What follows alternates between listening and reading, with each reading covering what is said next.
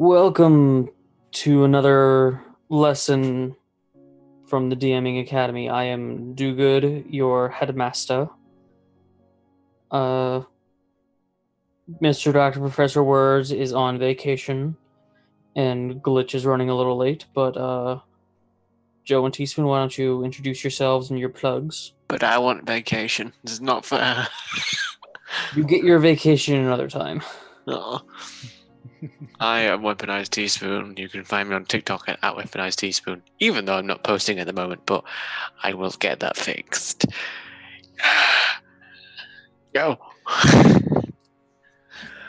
I'm Joe Steiner. You'll find me on TikTok as Cartographic Gunslinger. I mainly post up my Seamus content up there. And that's it. And I am Dogood. You could find me on Twitch and TikTok, DogoodHVZ. I'm starting to do less half-ass content and more actual content. So, our first lesson today is how to make your NPCs.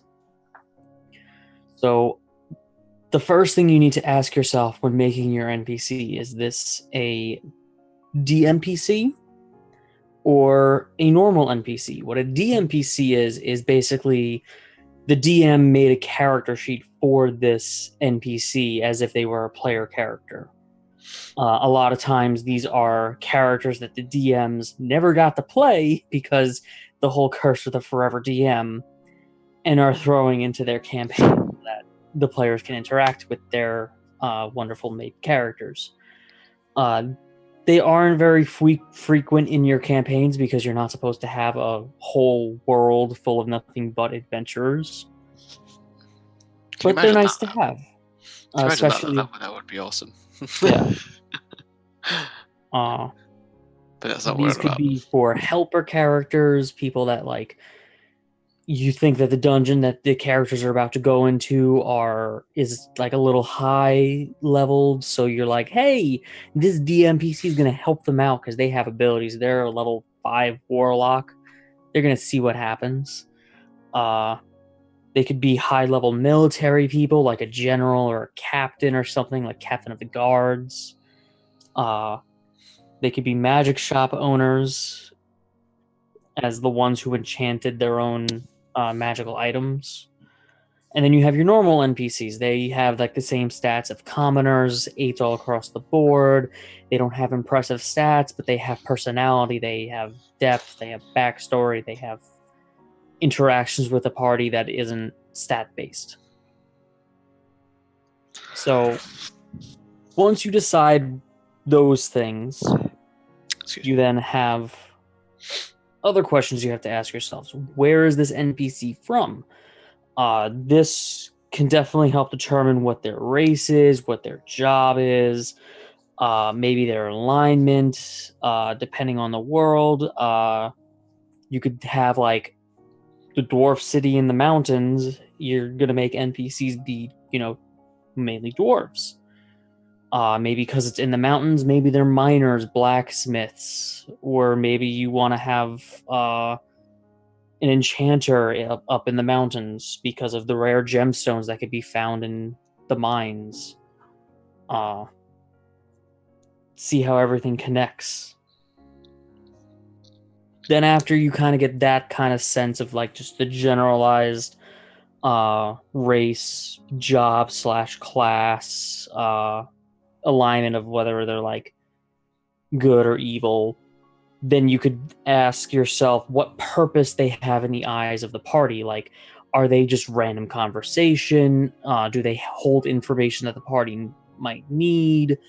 Do they sell something? Are they connected in some way to the main story, or they give side quests? What purpose do they give? Or are they just a random NPC to say hi?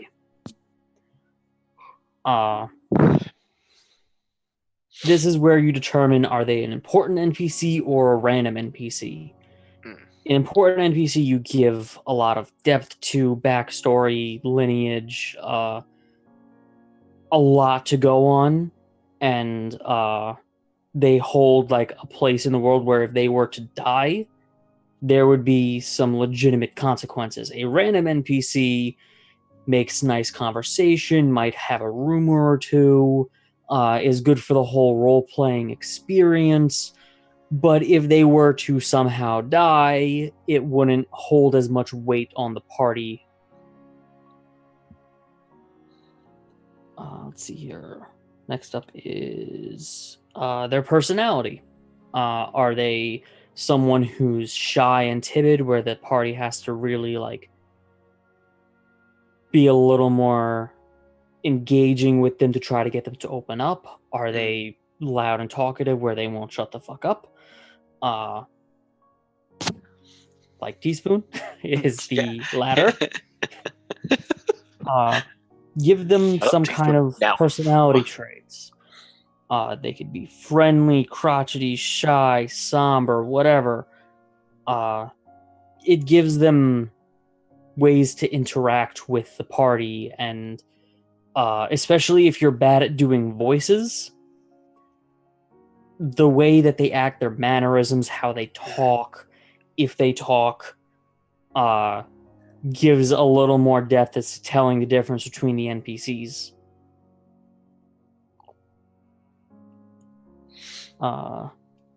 Giving the NPC a backstory. Some NPCs will have a backstory tied to them. Maybe it's tied to the town that they're in. Maybe it's tied to one of the player characters' backstories. It could be a backstory that leads to a side quest or a main quest.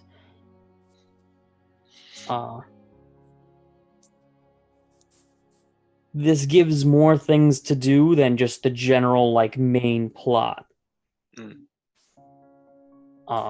Like if you play the game Skyrim, most characters have their own backstory, and you could play through at least one or two side quests of those backstories. Oh yeah.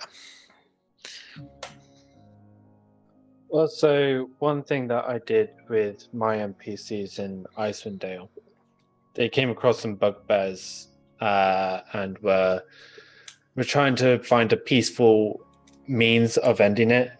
So one of the party members was a bugbear, so was talking to them in Goblinoid. And the accent that I gave them was more of a southern Londoner. Geezer, you're right. He was very late. The MP. Oh dear, damn! What the hell happened there? The NPCs was a lot more laid back, and when they were pressing him for information, he'd be like, "It's dangerous out there these days. Adventurers everywhere." Boyo over there, he opened up the back of a cart, opened it up, and you know what? Someone just outright stabbed him in the throat. Dangerous times these is. So you end up that ended up being a comedic effect where this bugbear party was just coming across random adventuring parties and getting absolute nuked by them. Not realizing that they were talking to an adventuring party, and they ended up actually getting paid by my adventuring party and being sent on their merry way. But they were very laid back. They had a bit of an air of friendliness about them, opposed to one of my bad guys, where they would be very offhand with them all the time if they were trying to be friendly. Yeah, NPC interactions are a really good way to enhance I don't tend to the role-playing experience. See, I don't tend to pre-plan NPCs personally. I tend to go more the route of obviously having NPCs if they're important, which is different. But like having your everyday NPCs, like for example, if it's a particular area, having a list of obviously the possible races they can encounter, and literally just like plucking one out and giving their own literally off the fly sort of personality. And I will roll on a roll a d6 to see how cooperative they're going to be. So basically on a scale of 1 to 6 will depend on how cooperative. So 1 is obviously they're not very cooperative, they're a bit of a douche. And then 6, they're very cooperative, they're a very friendly character. And I mean, that for me only takes seconds, and it makes a lot. It gives me a lot more time to prep for other things. But obviously, yeah, it helps each to to their have own. a system to prepare a random NPC of like, okay, what races can they encounter? Fantasy name generator is a fucking blessing. I Yes. usually have like a link to that ready where they're like, okay, let's visit here. Are there any people that I could talk to? I go, yeah, there's a fantasy name generator, a Fred in the corner. He looks like he's a friendly person to talk to. So I had one of those where it was just randomly they wanted to go to the blacksmith in the random town, and I was like, okay, I don't want to do the normal trope of a big burly guy, bald head, hammering away. So it was a half elf girl, barely in her 20s, very short, very slender, just hammering away, and they were like, how does someone like you get to be a blacksmith? And she was like, like I want to play with dolls, but my dad wanted a son who did blacksmithing, but he didn't have a son, so guess who ended up being a blacksmith? Sort of situation.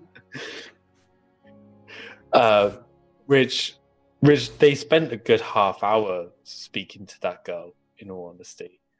I forget the name now because it was a randomly generated name. That's very good. That's just adding that peculiar. Yeah, throwing the curveball is Yeah. is a fun one. I can't speak English tonight. Apparently, just I don't have anything to hydrate with. Shh. Jet. Hang on. You're coming with me. My curveball is in one of my cities. There's a clothing store called the Golden Apple, and this very large Goliath with long flowing blonde hair. That's unusual. Okay. Yes. Vibing with it. Runs it. Instead of being the super muscular Goliath, he's slender. And instead of having usually like the deep, burly, like, hello there voice, he goes, hello there, how are you?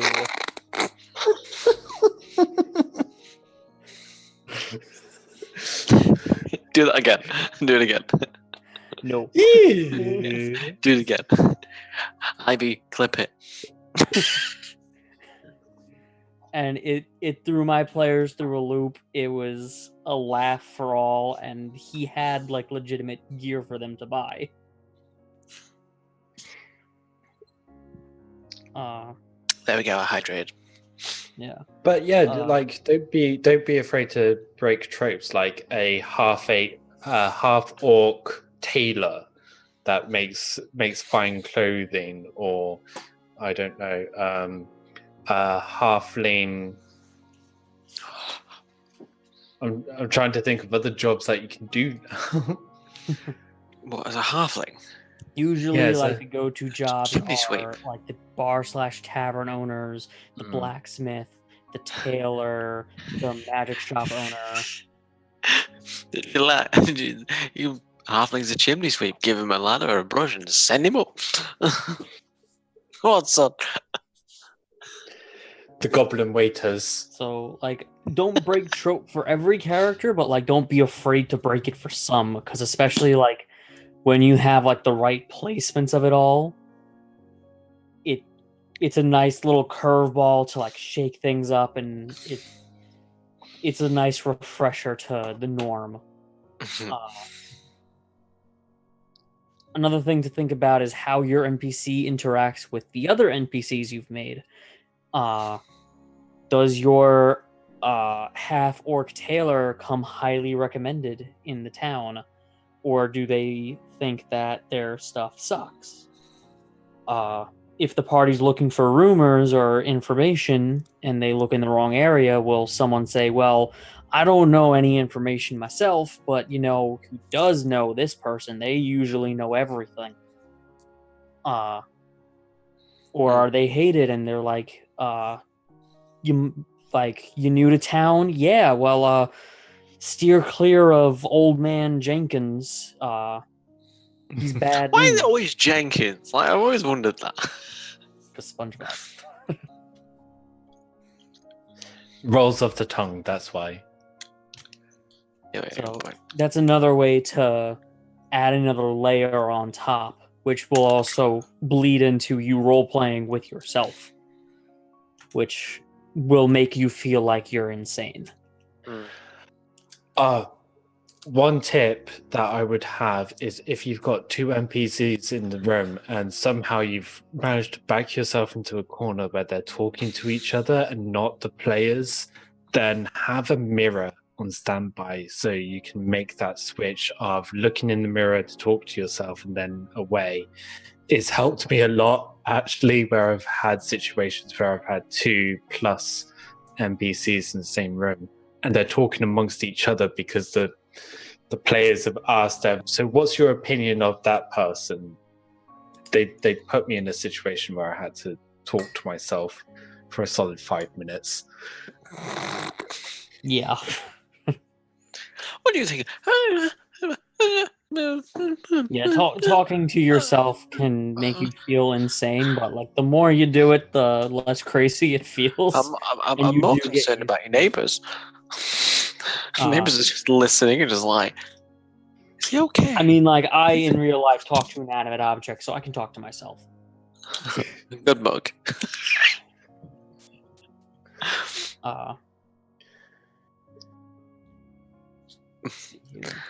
NPC deaths.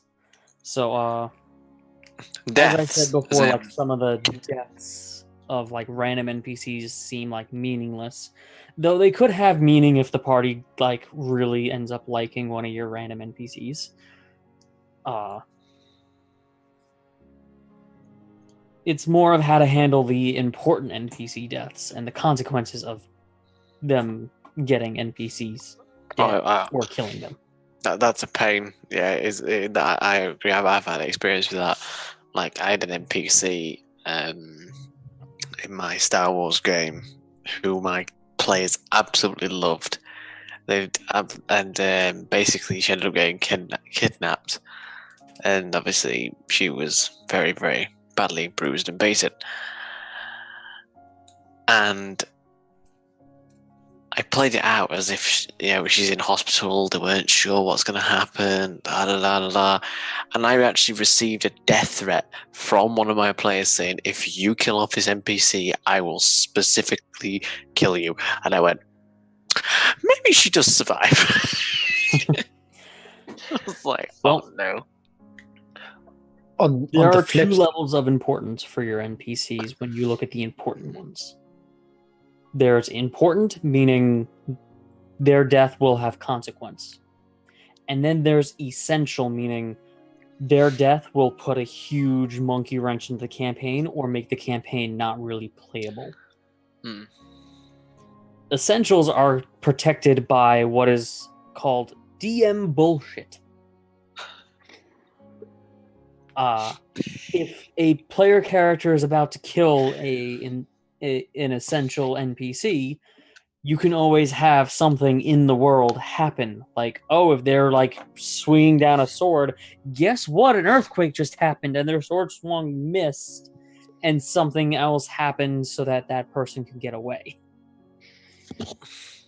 Well, even if it's an essential bad guy as well, I mean, you could do that. Yeah, like give them the way to get away and write it into the story. It's not all about the dice rolls and the stats. How did he get away? Because he did. What more do you want? I've had essential evil NPCs introduce themselves, get bum rushed, and then I just said, okay, well, they casted darkness centered on themselves. And when it got around to the wizard's turn and the wizard cast Dispel Magic, guess who wasn't there anymore? The essential NPC that probably would have died if they stayed. What did he cast? You don't know. Well, so what I've done for some NPCs, there was for one of my campaigns, they went to a villa, and this house was filled with nobles, and they were all throwaway. Aside from one of them, they were all throwaway NPCs. But they absolutely just cleaned house, killed 30 plus of them. And I was like, right, okay, you're now wanted. You're wanted in this country. And you're also being hunted by one of their brothers who is like a high-end hitman. And you've just killed his sister.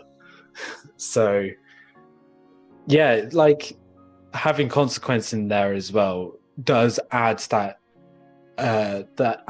dimension to an NPC's death, even if they're just throwaway. There is a consequence to your action. Yeah, like, was it illegal? I think killing them most likely the answer is yes. Were there witnesses? Was it an NPC that had emotional ties to the party where, like, maybe as a DM you need to do a little bit extra aftercare and like message the players that like had attachment to this NPC and say like, hey, like, rough session tonight, like, how are you doing? Like, how are you holding up? I must say my players weren't happy when I had that character kidnapped. They were actually physically angry with me. I was like, oh no, oh no, oh no, oh no. Yes, and it is all a game, and Exactly. sometimes you need to remind your players, like, I can't change plot because you like an NPC. exactly. So thankfully for that NPC, like the two characters rolled good medical checks. So Yeah.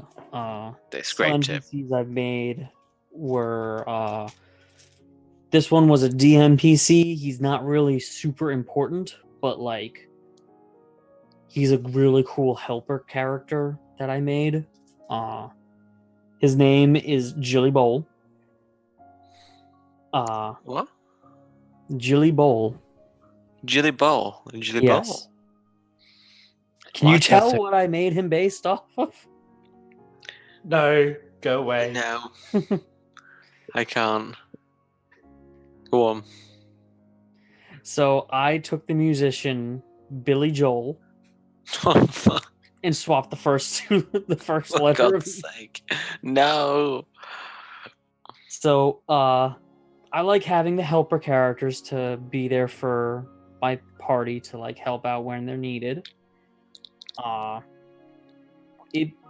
Having Jilly was great because he's a bard, which is support. Yes, Smiley, greatest bard to live. And because he's on tour, Smiley's here. he could show up where I need him to be.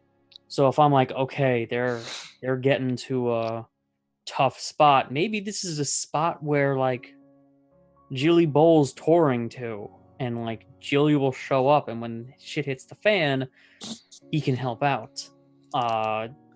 My Thursday campaign, they actually went to a Jilly Bowl concert because I needed a way to introduce him, and a dragon attacked the concert. Jilly, while not missing a single note, played the concert and helped them fight off the dragon. And it was a great way for them to get to know an NPC, add extra lore to the world, because now there's famous musicians, especially if like any of them like die or and make a bard or multi-class into bard.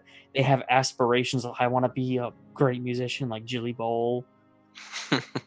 Chili bowl. I love I'm it. so angry at that. No. David Dowie.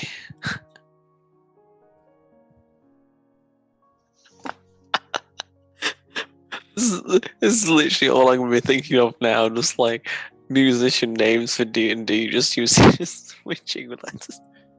Weird It's gay. a great tactic to use because musicians are always traveling and can David always show up. Dowie.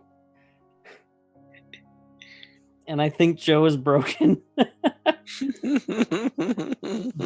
Do I even go to the other honorable mention NPCs I wanted to list off on my thought process to make them? Bickelknack.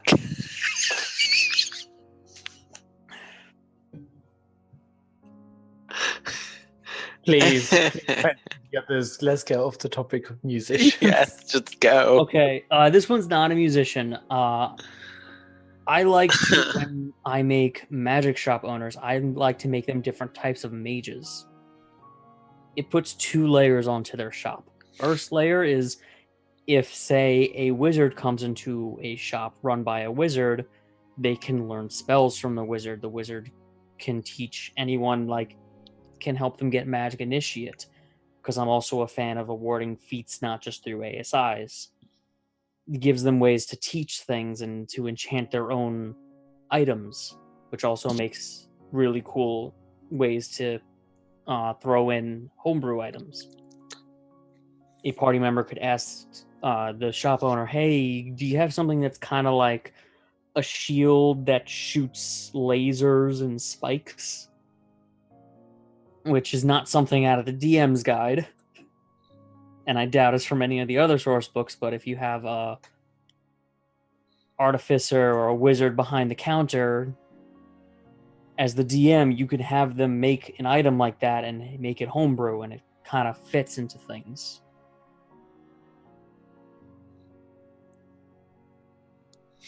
Artificer just goes,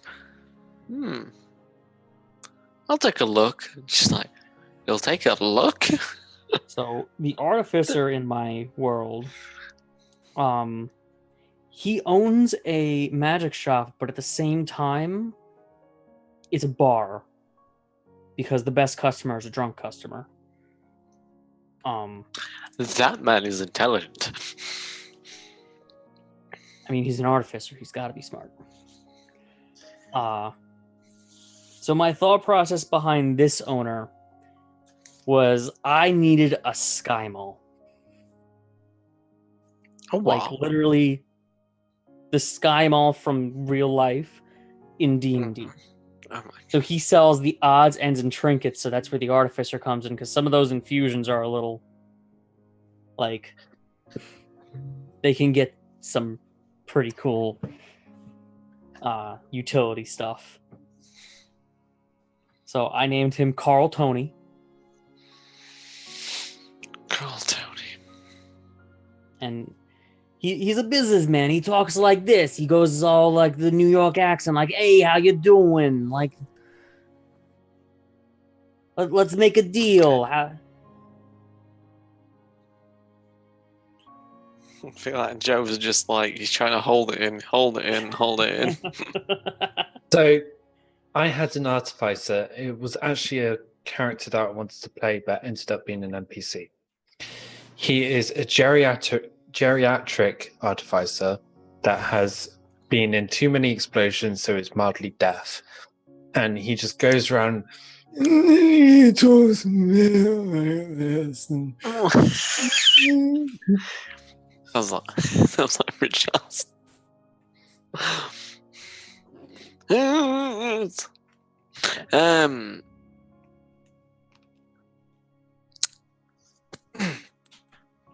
Oh, excuse me. No, I like the sound of that NPC, but there's an NPC that I made once for I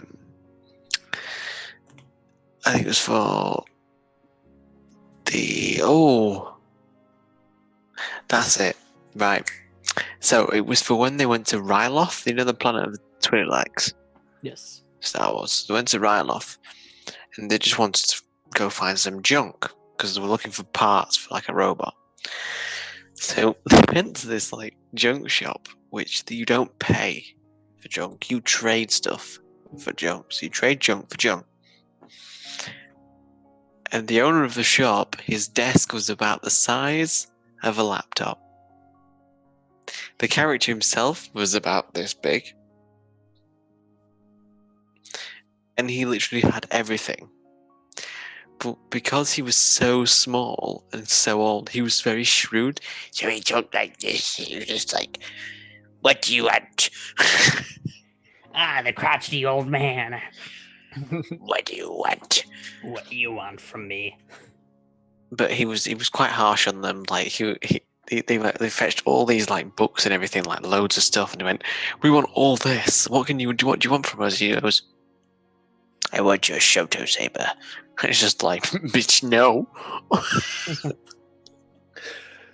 So I had an NPC, and I used him to hook the players into working for the royalty in one of the countries.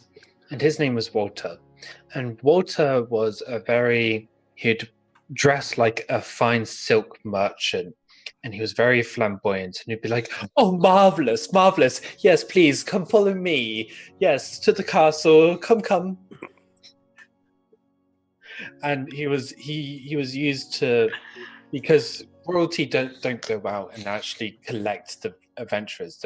They send out people to get the adventurers to them. So he was that sort of NPC that just went, "Yes, wonderful display. Now come follow me. The king requests an audience," and just starts sauntering off. I already love Walter. I already love Walter to his absolute core. Come with me. Oh yes, I will come with you. I think the closest I have to that kind of NPC is my Goliath that has the long hair. I have two kinds of old men. I have the crotchety old man, Yeah. like what Teaspoon said, but I also have the semi-senile but also wise as fuck old man. And he's a turtle because the city he's in is a coast town and also this capital, so like a lot of different kinds of people can come in and out of the town, so it makes sense that they could find anything there. So I'm like, hey, turtle, why not? That seems cool. And I made him a warlock that runs a bookstore.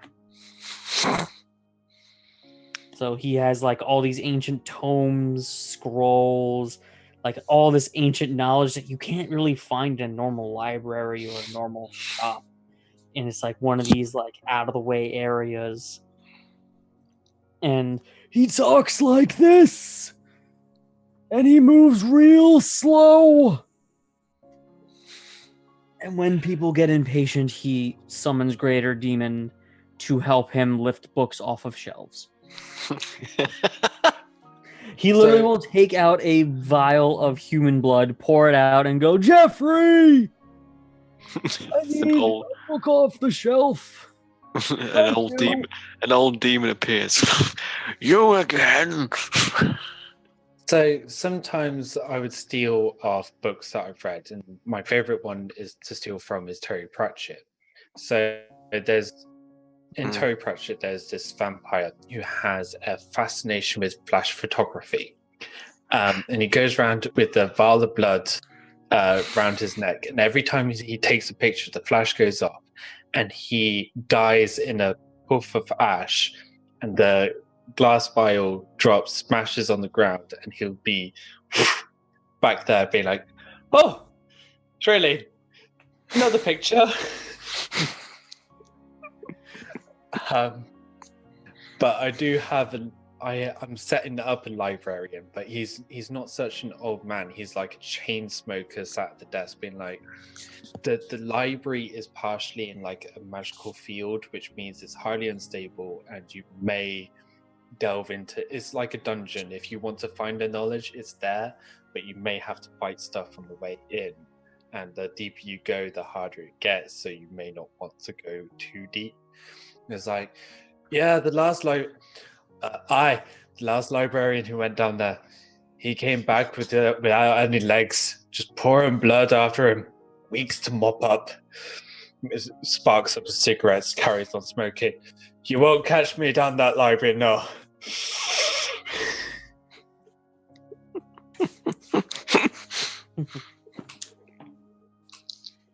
My God. A No, good example of a random one I made was the party I was DMing wanted to go out to a restaurant, and they wanted to go to one that I had not made. So I had to make the restaurant name, menu, whatever, and I had to make the staff at least a host, a waiter, a manager, and a chef, which I got all from Fantasy Name Generator really, really quickly. And your barman. You've got your barman, man. So I decided to go with like the trope of the underaged minor working as a waiter to try just part-time, just to try to make a little extra money. And like I had him talk like this and his voice cracked. Can I take your order? How do you do that with your voice? I don't know how to describe it. He like goes. But he was tortured for like at least 45 minutes of the session because the party was a rambunctious one. And they were getting drunk. Oh, was the poor waiter bullied? Not overly, but he did get a good tip at the end of the night. Not for being a good sport. So it worked out. So one of my players, they came into cash. I stupidly gave them an airship, and then they pirated another airship and sold it, which was stupid amounts of gold. And one of the party members wanted to buy a lodging and make it into a gentleman's club, which was a front for their whorehouse. But on the one of the premises, like one of the rules of coming in and using the services is you need to be checked out by the on-site doctor, which I had to make up a doctor. So I made a random gnome doctor that had spectacles on the end of his nose, big nose, and he'd be there reading newspaper, and people would come in as like, drop your trousers. He wouldn't even look up, so he's like, even if it was like one of the party members, you'd come through, it's like, yeah, drop your trousers. It's like, that's not what I'm here for. Oh, hi.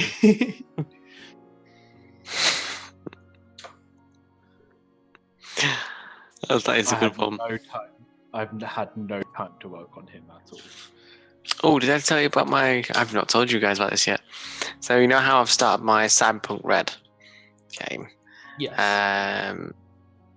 They met the Jamaican fixer,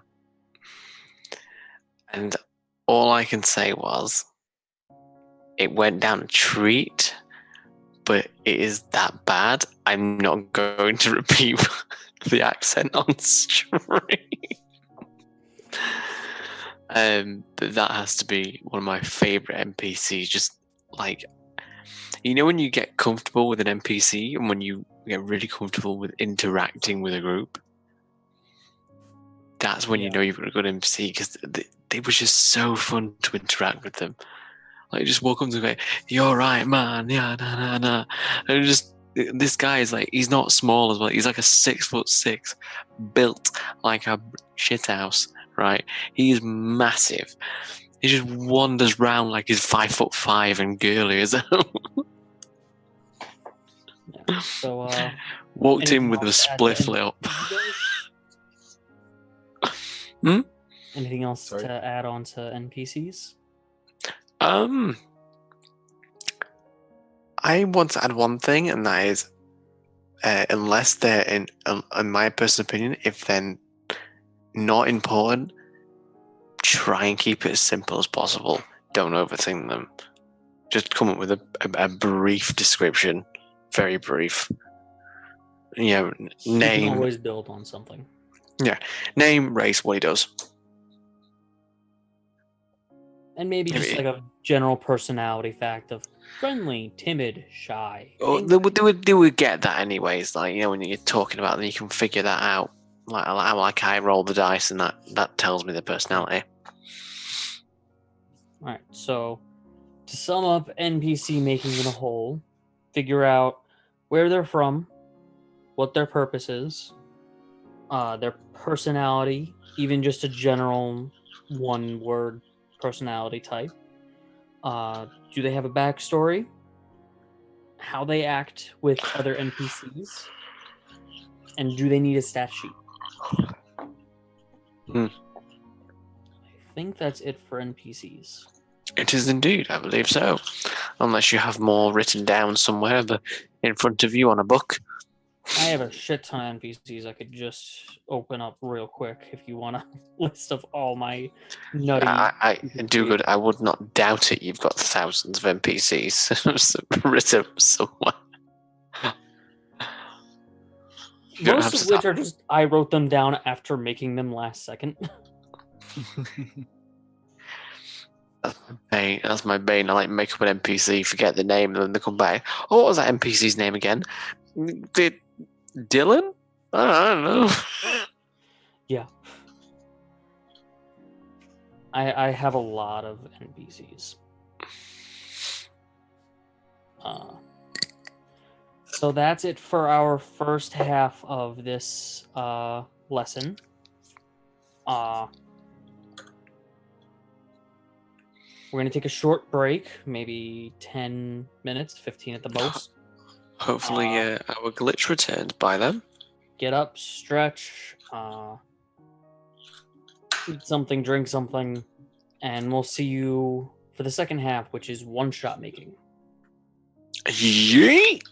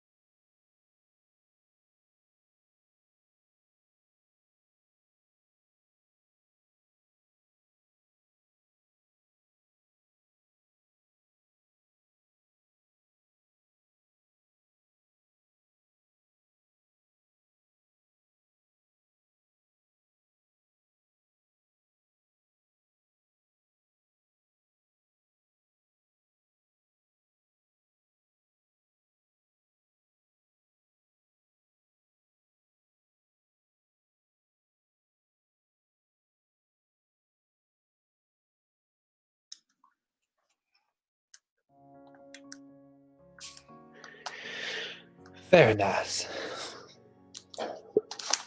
Welcome back to the DMing Academy. Here, just me, your headmaster Do-Good, Professor Teaspoon, and Professor Joe with a degree. I'm not happy. Hand it over to those two as they discuss I'm not happy. the one-shot. I'm not happy. Why are you not happy? Because Glitch is not here. He glitched out. So one shots. One-shot. So for one shots is basically a one shot is a single session campaign. Is condensed story you shove Mission. into it's a mission. The first rule of one shots is keep it simple, stupid. You don't want to make it overly complicated, filled with puzzles and encounter after encounter after encounter, because your 4-hour one shot might turn into a few sessions, which is not the point of a one shot. You want to make it as concise, a start point and end point, very clear goals of what you are trying to do. You're right there, Teaspoon. Mm-hmm. I'm good. I'm not boring. You're not going to fall asleep on me again, are you?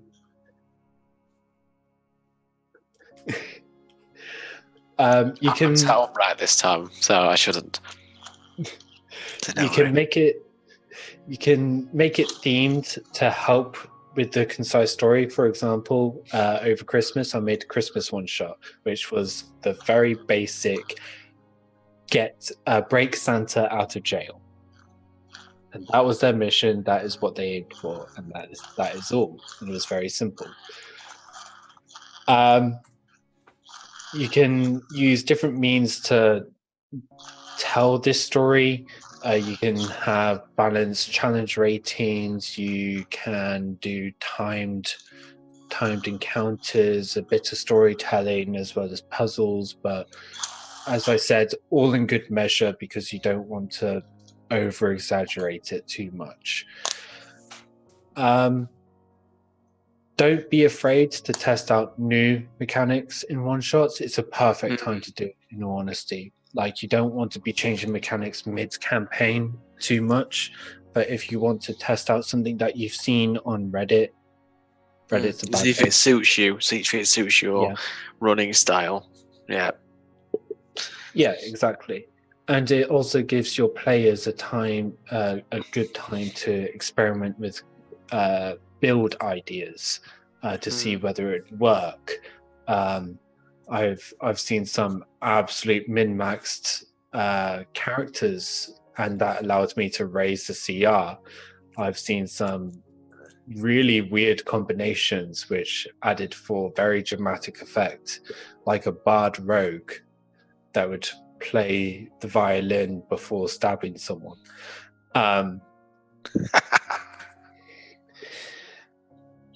Or basically, and you can mess around with all these ideas. So for my one shot over Christmas, they had to break into a prison, which was basically a castle, kill the guards. Well, not kill all the guards, but kind of try and go through undetected, which meant killing some of the guards. And at the end, like, the guards were quite easy for the level that was running at. And then at the end, I put in Bowl, one of the demon lords, but dressed up as Krampus. And that ended up accumulating in a big fight at the end, which actually challenged them a lot. So don't be afraid to play around with ideas. I mean, Do Good, have you run a one shot before? Yeah. I actually started out being like the go-to like one-shot DM before I became a campaign DM. So I've ran several one-shots, all of which were very simple, some of which I was asked to make campaigns out of, but too much work. I personally have never run my own, but I have taken over plenty. So like we used to have a friend who was a pain in the backside because they used to be very busy, which is fair enough. You know, people have lives. So 9 times out of 10, they would send me the notes for the game prior to the session, and obviously have it in a folder. And then if they did leave, I could access the folder and then carry on with the session, which happened more than enough times than I would have liked to have mentioned, but yeah. So I get the gist of what it entails personally, but yeah, there's a lot. I think there's more preparation than you think, but again, like you say, keep it simple. Stupid simple. Yeah, I split it into like 3 parts. There's the beginning, which is like, okay, where are they? And it doesn't even have to be a real place. Most of my one-shots have stupid names for their locations. I've gone through north, south, east, and west fuck nowhere. Bumblefuck. The Kingdom of Fuck It. Where the hell are we? Who cares? And why not? Tell you what, no, I've got a better one. Wits End. That'll be the next one. Then the second part, after, like, okay, you've gotten to this area. Most of the time, it's just they've adventured to this area, and then something will happen. Sometimes it's they were invited there. Other times it was they heard that like there was some cool stuff going on here. And then the second part is the spark of what is this one shot going to be about. In one, the town was in ruins because a dragon attacked the night before, and the party then tracks down the dragon and goes through a whole thing to chase and defeat the dragon. Another time, it's just they're hanging out, and then there's an attack in town, someone gets kidnapped, and they got to go on a chase. Other times, like they hear this one big rumor being spread that they gotta find the source of, and then solve whatever puzzle meets their way. And then the third part is the biggest part, the more or less the dungeon, whether that dungeon is an actual dungeon or just the spark has been lit and now it's just a straight line to the finish. Yeah. So don't be afraid to use one shots as a sort of break in the campaign as well. Sometimes campaigns can be quite emotionally heavy and heavy on you as a DM anyway. You can use this as a bit of a mess around session where you can have as much fun as you want and you can piss about as much as you want as well, where nothing really is out of scope and it's an opportunity for you to be like, yeah, why the fuck not? You can do that thing, or which you wouldn't normally do because it might break the campaign or it doesn't fit with the world or the lore or the system. And you can also do themed ones. So say you've been going on the same campaign for a year, you can take a small break for Halloween or a small break for Christmas, and etc., and you can do themed ones around that. I haven't DM'd this one, but I was part of it. And why is that happening? Why? Why you do this? Why you do this? What was that, Dugas? I'm too handsome for my camera. Yeah, you need a better camera because I too sexy for my camera. Too sexy for. I'm too sexy for this stream. Too sexy for this stream. But like, so this was a Halloween one shot, and basically it was filled with these murder teddy bears that some of them were friendly, but some of them, if you pick them up and cuddle them, and they all say cuddle me, and some of them gave you boons, and then you pick up others and they'll stab you in the neck or poison you or something like that. And the final boss was this teddy bear made out of human flesh sewn together, and we were like, what the hell is happening here? It was so trippy, just straight up trippy. I think your characters took LSD. Yeah, I think so too. I had nightmares after that one, actually. It was weird nightmares. It wasn't like the scary nightmares, it was the teddy bears. The trippy ones. Yeah. But you can have as much fun as you want with it. Like with the campaign, of course you do it because you want to have fun with it, but with the campaign you're being a bit more serious. You're trying to build a world and trying to tell a story. Or with the one shot, you can literally just throw that all out the window and go, fuck it. Don't be scared. More or less. I mean, it's only on for one night, isn't it? So it's not like... Try different things. Maybe try riskier strategies as both DM and player that like you normally wouldn't in a campaign where there are consequences. Though something to keep in mind is while there are no like lasting consequences, make sure your players know like this is not an excuse to be a dick. Yes. Because it's still all about making sure everyone has fun, and if whatever they're doing is ruining the fun at the table, then that's not good. No. Definitely make sure that everyone is having fun. Everyone's being basically the rule of not being a dick. But at the same time, like, just you can be as silly as you want. And if you want to be more serious on it, then you can do a one shot that's related to the campaign and has an effect on the campaign, but not necessarily for your characters, if that makes sense.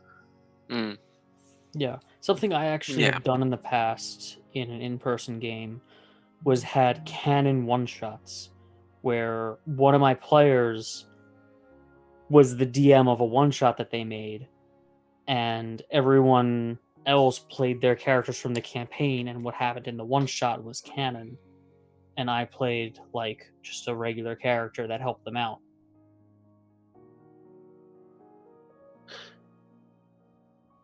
Yeah, that stuff like that, the canon one shots is a useful tool for your campaigns as well. But if you're just wanting something light-hearted, then don't get yourself drudged in being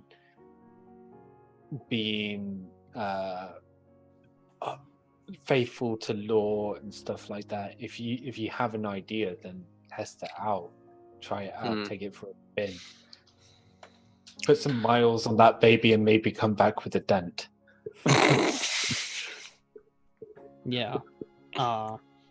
One-shots can be complex, like a whole dungeon. Like I've had it where, like with the dragon attack the day before, they chased the dragon to a lair, and it was a mini dragon lair where there was like wormlings in the front, then a puzzle room, then the boss fight, and it was like a full dungeon crawl. I've had it where the Kingdom of Fuck It said, "Can you help us defeat those bitches?" And it was 100% combat. I said, "Okay, you guys are here behind some barricades. They're gonna come from over there. Roll initiative."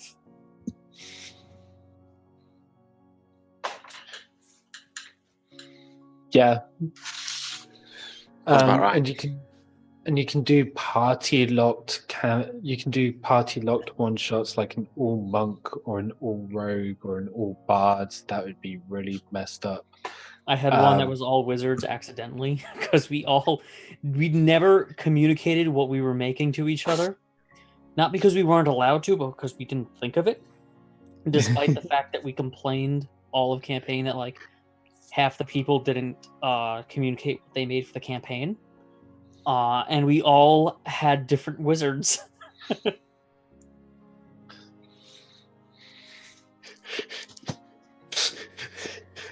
A well-placed bugbear could just pounce all of you straight away. Hydrate. I got no more liquids. You're making me move.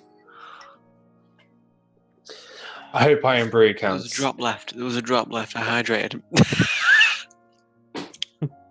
Straight up.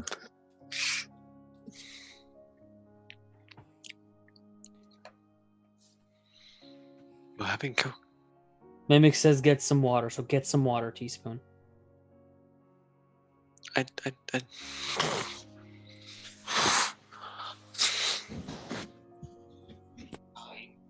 I just had some Scottish water. That's fine.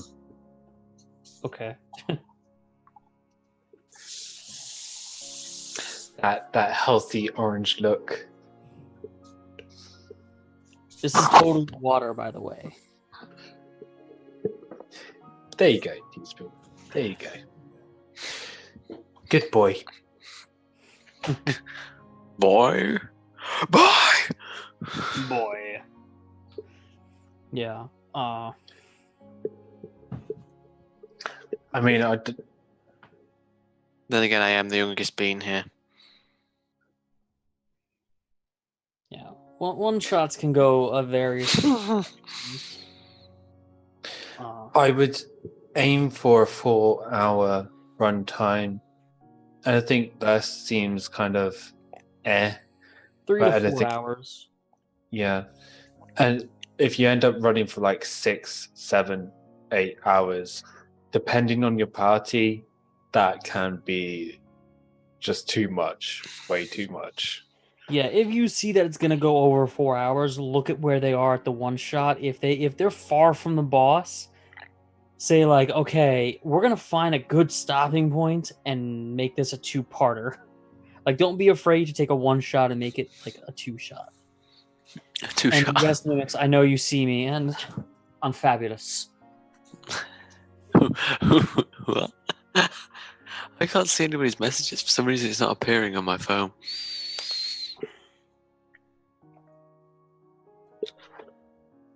My phone has let me down again.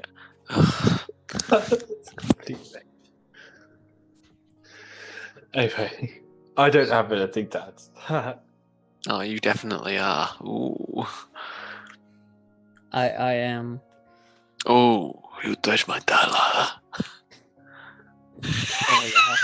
This is DM stuff, Teaspoon. Come on. Off screen. Simply Yeah. referencing something. Face palming behind Just us. remember, Ivy, you We could have been know. a direct part of this stream. Yes, Yeah. and would you doing face palming on screen? Or controlling us better. Well, at least he hasn't threatened to cancel us like last night. That means we kind of are off our game. Or she's gotten used to us. I shouldn't egg them on. Oh, Billy, you're fine. We egg ourselves on. Let me go with the max. I have nothing else to add to one shots. I'm just going to ignore this.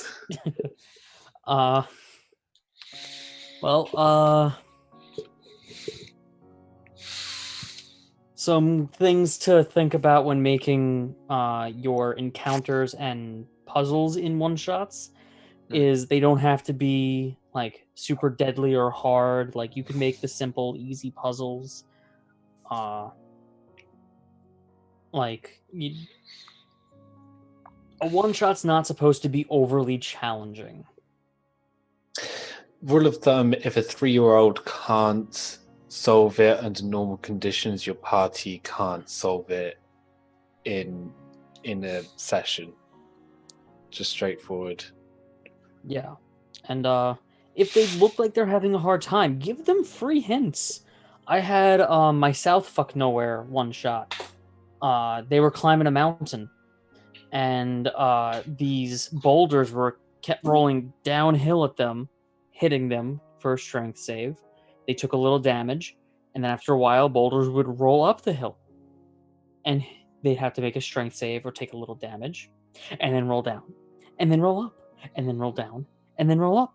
And it went completely over my party's head that boulders don't roll uphill.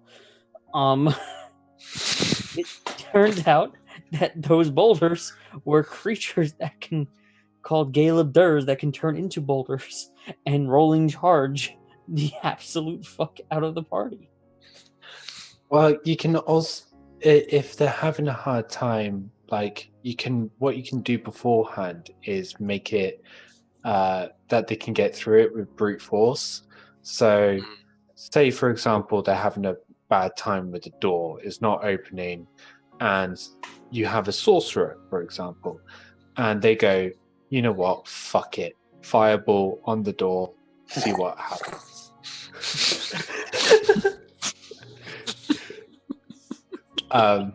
And let that happen because you don't want them stuck on that door forever. Yeah. And if it progresses it, then yeah.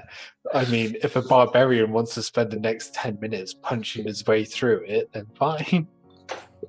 Oh my god, no. That's a story. Yes, and always have a stupid proof your puzzle. Like if there's a puzzle door, make it have a DC for someone to be able to strength past it. Like I've had a hidden altar where like the altar will shift and reveal a staircase. I made that like, you know what? DC 18 strength check just to move the altar if they could find out that it like moves in any way, shape, or form. Like make sure that in case the smart person can't solve it, the stupid one can. No, like, that's an interesting thing about the door, about barbarian punching his way through the door. We once did a Hellfrost campaign, right? And I'm just sat there, the noble's son, just sat there, just like, oh my god, get the door open already, right? And Rourke, this big 7-foot monster, is trying to kick this door down.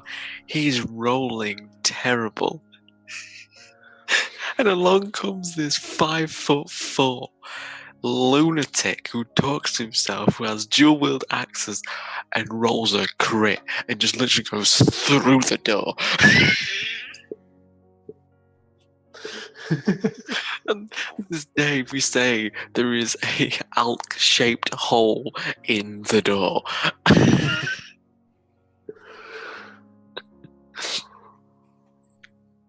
Why? That's how you do it. Yeah, that's how you. Open That's the how door, make a hole. But that's a good rule of thumb anyway for puzzles, which we'll get on at a different time. But like particularly with one shots, when you want things to be moving at a fairly quick pace, make it like have 3 ways of solving it, which is normal way, the using the dice, and if all else fails, brute force your way through it. There's nothing wrong with a little bit of brute force now and again in the correct context. But no, it honestly, or like you say, keep it simple when it comes to one shots. Like you can't express it enough, and I'm a pain for not keeping them simple. Yeah. Even when I took over, I wanted to make it all extravagant, and I was like, I can't do it. This is somebody's work, and I'm going to ruin it. And don't be afraid to get inspired for your one shot based on other things. One of my one shots was based off the BBC show Merlin. What did you do?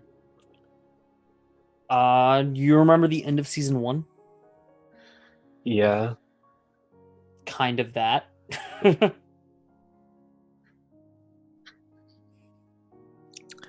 never finished watching Merlin. Like, literally, I never really watched it all the way through. So, remind me. Dragon escaping and attacking Camelot. I mean, I'll do it. like, if you're wanting to do like a themed one shot, stuff like Cabin in the Woods for a Halloween one shot, that sort of thing, where there's like random monsters popping out randomly, whatever. Excellent thing to base off. Christmas, you can do a Die Hard, maybe. Christmas, there's some Christmas Carol one-shots PDFs that you can get. I played in one. They're pretty cool. There's the Breaking Santa Out of Jail one. There's delivering presents in time for Christmas. If you're American and like Thanksgiving, there's the Goblor one-shot, which is I think huge creature or gargantuan, and he's a turkey, and you fight him. For Easter, Were Bunny. You can make it themed to the season, like it's Winter's Crest now, like the fall of winter, beginning of fall, springtime beach episode, not springtime beach, summertime beach episode, because those exist. Guy Fawkes Day or 4th of July for you guys. With fireworks. Get the fireworks, don't blow them up. Or blow them up and blow up. Yes. Springtime Harvest Festival one shot. Get me a match. V for Vendetta. Just straight V for Vendetta one shot.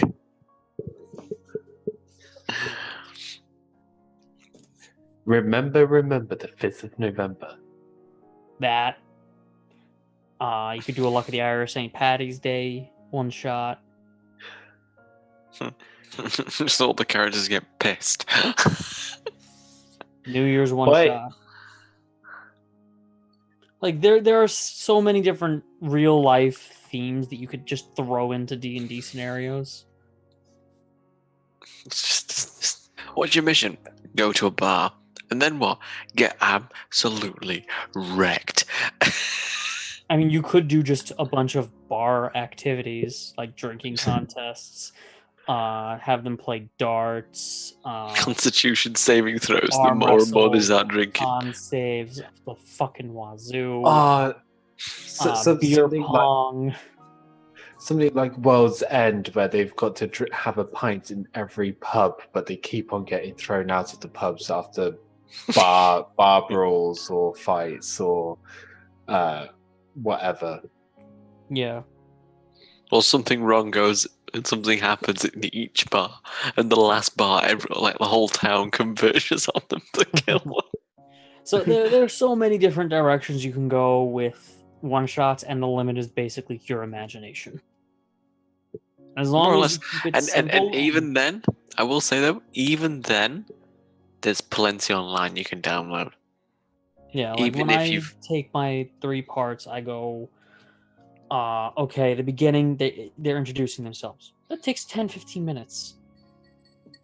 The middle, when something happens, that usually takes 5. Because it's either I make them make a perception check and they hear something, another hydrate from mimics.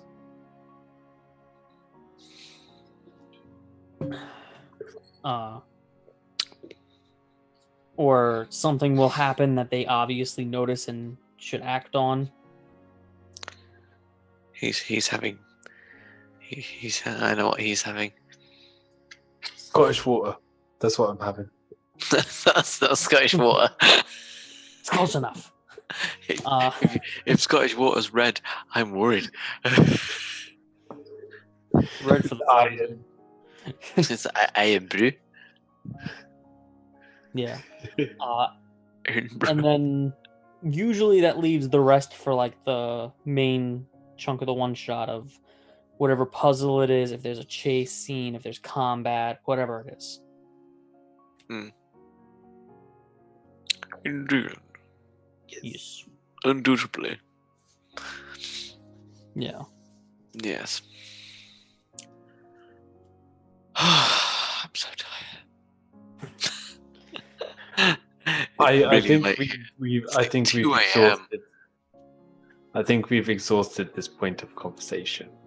Yes. Yes, Yeah. indeed. We didn't fly through that. Like, we really have. But I think it's because we haven't had, like, words or glitch here to, like, slow us down and just make random comments and We didn't get some sidetracked as much. Ivy.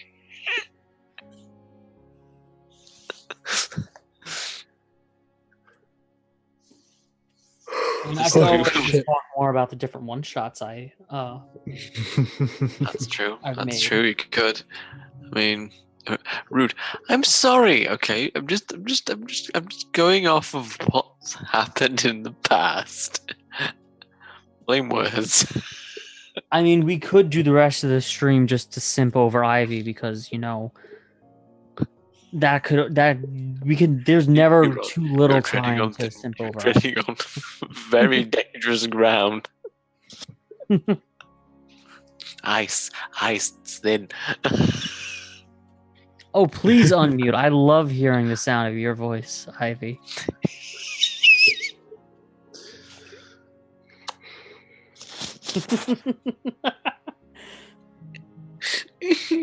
Hovering over end stream. Oh no, she's gonna cancel us. Our show got canceled. It's not my fault, Ivy. Please. Wait there. I've got the perfect comeback. All right, so And away.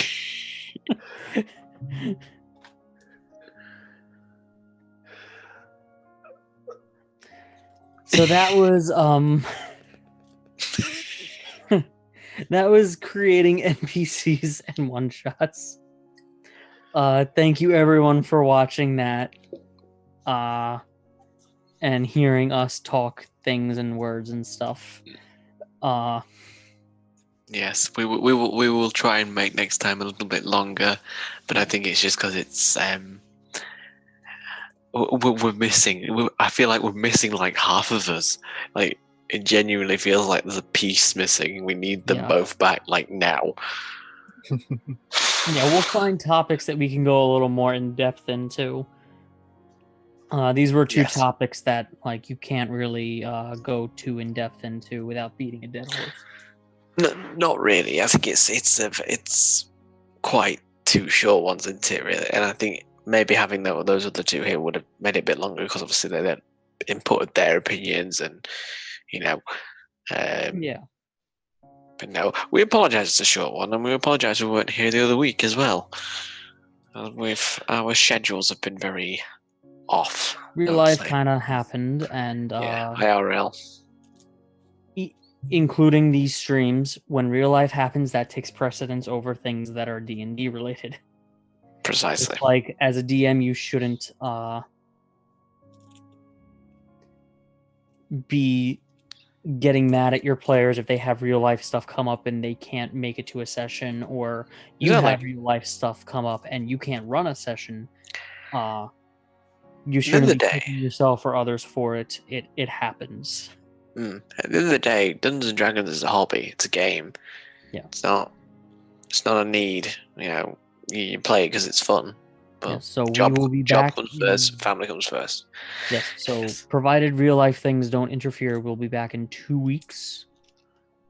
We have not decided our topics yet, but we will try to pick ones that are more lengthy to discuss. Yeah. Remember, hydrate, get some sleep, and I'll leave off on this note. When I walk 500 miles, And I would walk 500 more just to be the man who walk 1,000 miles just to be the man at your door. Da da da. Da da da. Da-da-da. Is that not copyright? Da-da-da-da. Well, as long as we're just singing it, we're not playing it. It's Well, I